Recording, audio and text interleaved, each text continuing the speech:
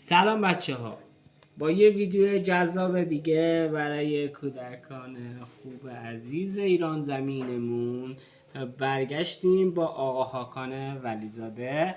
امروز برامون کلی برنامه داره. خب بریم سراغ آقا حاکان. سلام آقا حاکان. سلام. خوب هستین؟ امروز برامون چی داریم؟ یه ماشینی که کل ماشینه که بریم که آنباکسش کنیم. بریم آقا حاکان. بریم که ماشینه رو ببینیم که آنباکسش هم کنیم. خیلی جذاب. باشه بریم. خب بردار از سبزه ببینیم، نشون بده به ما. بعد نه اول فشار بعد از دیدن میشه. خب این پشتشه. جلوش هم به ما نشون بده. آروم آروم ببینید. خب حالا از بغل. خیلی این ماشینا جنسشون خوبه. زیرش هم به ما نشون بده آقا کان. یواش تکونش نده، بذار بچه ها خوب ببینن. آها. خب حالا سرعتش هم به ما نشون بده آقا کان.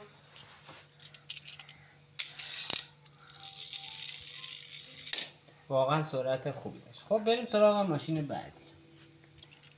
این ماشین هستش آقا خان. این آروم نگه دار. خب حالا پشتشو به ما نشون بده. دستم میرزه. اشکال نداره. خب دستم. حالا دراشو باز میکنی آقا خان، ما ببینیم. وای این ماشین دراش باز میشه. نگاه کنید بچه ها. قشنگ نشون بده به بچه ها. نگاه کنید دراش باز میشه. آره خب حالا سرعتش هم به ما نشون بده آقا خان. عالی بود. حالا میریم سراغ بعدی. این ماشین خوشگل. این ماشین دراش باز میشه. این که درش هم باز میشه. خب از جلو به ما نشون بده. پشتشو نگه دار. دراشو به ما نشون بده.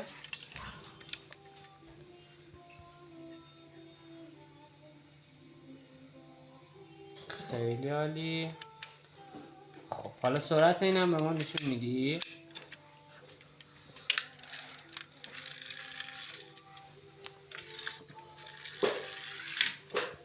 عالی بودش. حالا ماشین بعدی ماشین قرمز مشکی خوشگل. آروم نگه دار. بابا جون. خب حالا سرعتشو به ما نشون بده. حالا سرعتشو به ما نشون بده. خوبه. حالا میریم سراغ این ماشین دیوونه. این ماشین دیوونه خوشگل. درش باز میشه. آره در نداره. در نداره.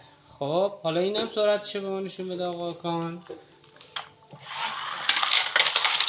وای چه بال. خب بریم سراغ این ون خوشگل. آروم نگه دارید، به بچه نشون بدم. دراشو باز کن. درش باز میشه. خب نگه دار بچه ها ببینن دراشو. خب از جلو نگه دار. آروم. خب حالا پشتش. حالا سرعتشو به ما نشون بده. خیلی عالی. حالا یه ماشین زرد خوشگل. این ماشین چطوره آقا کن؟ خیلی خوشگله. جهانم سرعت رفته شهر. تو جهان سرعت میره. خیلی خوبه. خب پشتش هم به ما نشون بده. این درش بازی میشه. باش. جلوش هم به ما نشون بده. لاستیکاشو. خب حالا لاستیکاشو میتونی بکنی. حالا سرعتشو به ما نشون بده آقا حاکان.